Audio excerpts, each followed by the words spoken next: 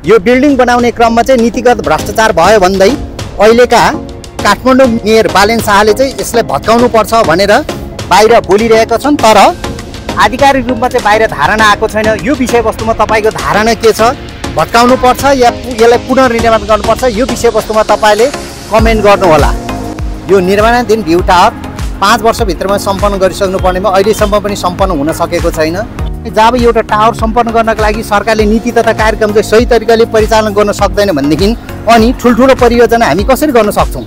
यो जनताको कर तिरो राजस्वबाट निर्माण गरेको, कुनै व्यक्तिको पकेटबाट खर्च गरेको र बिल्डिङ बनाएको होइन। यहाँनिर महानगरपालिकाले चाहिँ यो 2वटा अन्डरग्राउन्ड बेसमेन्टलाई पार्किङको रूपमा प्रयोग गरेको छ। तर पार्किङको रूपमा प्रयोग गर्दाखेरि त महानगरपालिकाले यहाँनिर बिजुलीको व्यवस्थापन गर्नुपर्छ होला। बिजुलीको व्यवस्थापन गरेका छैन। यस्तोमा गाडीहरू पार्किङ गर्दाखेरि त गाडी कुच्चिने, ठोक्किने, चोरी हुने विभिन्न किसिमको घटना घट्न सक्छ। तपाईँहरूले तुलना गरेर हेर्नुहोस्, अगाडिपट्टि राष्ट्रिय सभागृह छ, पछाडिपट्टि हेर्नुहोस् त काठमाडौँ भ्यू टावरको स्थिति। यो 12 वर्षदेखि यो भ्यू टावर जस्ताका तस्तै।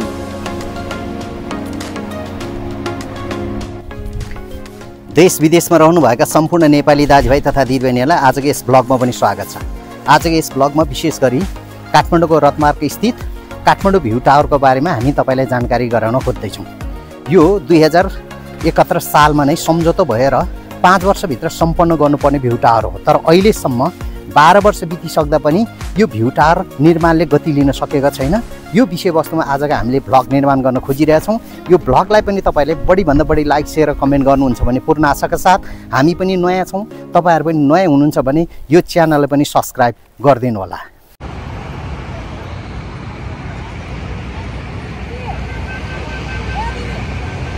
अब अहिले महानगरपालिकाले यसमा नीतिगत भ्रष्टाचार भएको छ भनेर जुन किसिमको बाहिर समाचार ल्याएको छ, यो अहिलेसम्म प्रष्ट हुन सकेको छैन। महानगरपालिकाले भत्काउने कुरो गरिरहेछ। यो त सम्भवतः गलत निर्णय हुनसक्छ होला। यदि यहाँनिर नीतिगत भ्रष्टाचारै भएको रहेछ भने पनि बरु कारवाही गर्नुपर्छ होला। तपाईँले मभन्दा पछाडि काठमाडौँ भ्यू टावरको निर्माण रोकिएको बिल्डिङ देखिरहनु भएको छ। यो 12 तलामा पुगेर निर्माण रोकिएको छ। विगतमा यही ठाउँमा चाहिँ पुरानो बस पार्क रहेको थियो। यो कामलाई चाहिँ सुचारू होस् भन्ने हामी कामना गर्न चाहन्छौँ। यो निर्माण रोकिएको अवस्था छ। यो किन रोकिरहेछ यो बारेमा प्रष्ट हुन सकेको छैन। चाँडोभन्दा चाँडो सम्बन्धित निकायले चाहिँ यो विषयवस्तुमा चाहिँ जानकारी गरोस्। आजको हाम्रो भ्लगको मुख्य उद्देश्य पनि यही नै हो। किनभने यो मैले फेरि पनि दोहोऱ्याएँ, यो जनताको कर तिरो राजस्वबाट निर्माण गरेको, कुनै व्यक्तिको पकेटबाट खर्च गरेको र बिल्डिङ बनाएको होइन। मेरो विचारमा चाहिँ यत्रो 3.5 अरबको लागतमा 5 वर्षमा कम्प्लिट गर्नुपर्ने संरचना निर्माण हुन नसकेर अहिले 12 वर्षमा आइपुग्दाखेरि 8.5 अरब पुगिसकेको छ यसको लागत खर्च। अब यो लागत खर्च यसै गरी बढाउँदै जाने हो भनेदेखि त यहाँबाट दिनुपर्ने सेवा र सुविधा त भोलि पर्सि महँगो पर्नेछ। त्यसैले लागत खर्च कम गर्नको लागि चाँडोभन्दा चाँडो अब सरकारले यस विषयवस्तुमा ध्यान केन्द्रित गरेर यो भवनलाई चाहिँ पुनर्निर्माण गरिवरिकन चाहिँ यो सुचारू होस्।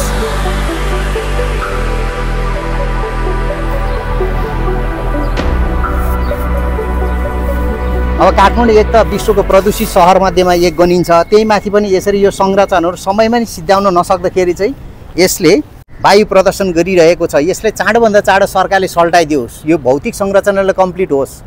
हामी यसलाई ध्वस्त बनाएको देख्न चाहँदैनौँ। जे जति गल्ती भयो यो गल्ती आगामी दिनहरू सच्याएर अब यो महानगरपालिकाले यो विषयवस्तुमा ठोस निर्णय लिन सकोस्।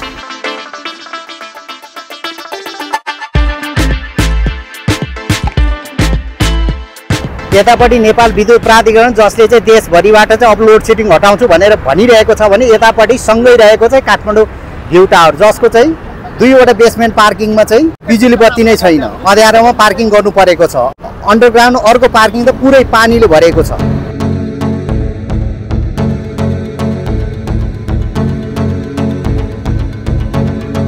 बिजुलीको व्यवस्था त गर्नुपर्छ होला नि। यस्तो बेलामा त गाडीहरू चोरी हुने, ठोकिने काम पनि हुन्छ। यसलाई काठमाडौँ महानगरपालिकाले चाँडोभन्दा चाँडो यो चाहिँ सल्टाओस्। हामी यही कामना गर्न चाहन्छौँ। अब काठमाडौँ भ्यू टावरको परिसरमा यसरी गाडीहरू चाहिँ पार्किङ गरेर छ। अहिले त ठिकै छ, पानी परिरहेको छैन। तर भोलि पर्सि हेर्नुहोस् त यहाँनिर बर्खा लागिसकेपछि के हुन्छ होला यहाँको हिलोको हालत। अनि हामी काठमाडौँलाई कहिले पनि प्रदूषणबाट मुक्त पार्न सक्छौँ त? हामी भर्खर यस्ता ठुल्ठुलो संरचनाहरू बनाउनेतिर लागिरहेछौँ। ठुल्ठुलो संरचना बनाउँदाखेरि चाहिँ सुरुमा हामीलाई अनुभव नहुँदाखेरि यस्ता किसिमको समस्याहरू आउँछन्। तर यो समस्यालाई चाँडोभन्दा चाँडो चाहिँ समाधान गर्नुपर्छ।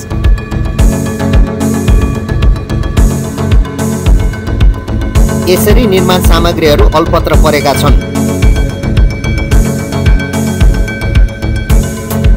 काठमाडौँ महानगरपालिकाले नै स्वीकृति दिएपछि टेन्डर आह्वान गरेपछि ठेकेदारले यो काम सुचारू गर्छु भने यत्रो 12 तल ठडेको होला। यो 12 तल त एकै रातमा ठडेको त होइन होला। सरकारको निर्णय बिना टेन्डर हात नपारिकन यत्रो त हुँदैन होला।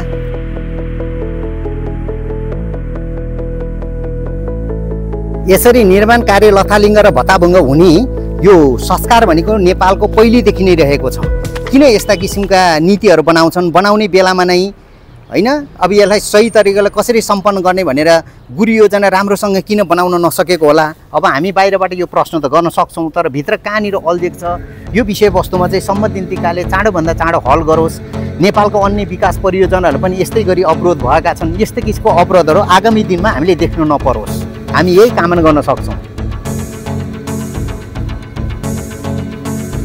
ल हेर्नुहोस् त निर्माण कार्यको अल्पत्र भएको बिजोग भएको के यस्तै बिजोग गर्नको लागि हामीले काठमाडौँको यो पुरानो बस पार्कमा अत्याधुनिक भ्यू टावर बनाउने भन्ने थियो त। अब बनाउने भन्ने त यो कल्पना सपना त राम्रो थियो होला, तर व्यवहारमा जाँदाखेरि हामी सदैव चुकिरहेका छौँ। अब अहिलेका जनप्रतिनिधि पनि हामीले नै छानेका हुन् भनेदेखि यी जनप्रतिनिधिले सम्बन्धित ठाउँमा सम्बन्धित काम किन गर्न सकेको होइन होला। अब यो ठाउँबाट हामीले अत्याधुनिक बस पार्क कहिले चाहिँ सञ्चालनमा देख्न सक्छौँ होला।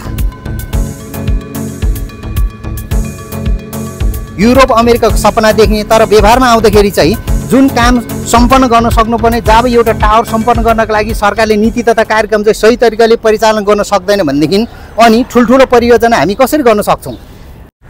मभन्दा पछाडि तपाईँले दुईवटा बिल्डिङ देखिरहनु भएको छ। एउटा भनेको राष्ट्रिय सभागृह जुन तामझामका साथ यतिको राखिरहेछ भने त्योभन्दा पछाडि निर्माणाधीन अवस्थामा देखिरहेको यो काठमाडौँ भ्यू टावर। तर यो निर्माणाधीन अवस्थामा भएको काठमाडौँ भ्यू टावर भने चाहिँ होइन, यो भनेको निर्माण रोकिएको 12 वर्ष भइसकेको काठमाडौँ भ्यू टावर हो।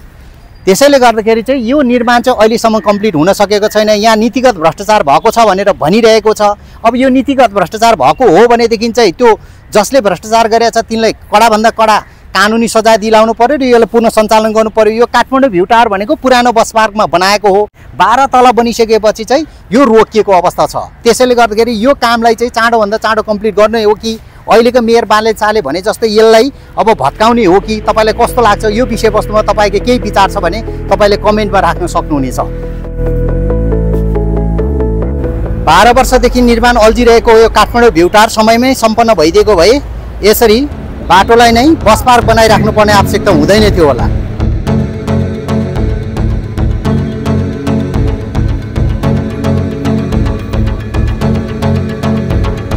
यो भ्यू टावरको बारेमा तपाईँलाई यथेष्ट मात्रामा सकेसम्म मैले जानकारी गराएँ। यो भ्यू टावर चाहिँ चाँडोभन्दा चाँडो चाहिँ सम्पन्न होस्। हामी यस्तै किसिमको विकास निर्माण कार्यहरूलाई लिएर ब्लगहरू निर्माण गरिरहेछौँ। त्यति मात्र होइन, हाम्रो वरिपरि घटेका घटनाहरूमा पनि हामी कसरी सकारात्मक बन्न सक्छौँ, नकारात्मक भन्दा पनि यो विषयवस्तुलाई लिएर हामी सदैव ब्लगहरू निर्माण गरिरहेछौँ। यस्ता किसिमको ब्लगहरूलाई तपाईँले रुचाइ पनि राख्नु भएको छ र यो ब्लगलाई पनि तपाईँले रुचाइदिनुहुन्छ भन्ने आशका साथ यो ब्लगलाई पनि बढीभन्दा बढी लाइक सेयर कमेन्ट गर्नुहोला। साथसाथै हामी पनि नयाँ छौँ, तपाईँ पनि नयाँ हुनुहुन्छ भने यो च्यानललाई पनि सब्सक्राइब गरिदिनु होला। यति भन्दै आजको यस ब्लगलाई म यही अन्त्य गर्न चाहन्छु। हस्त, धन्यवाद।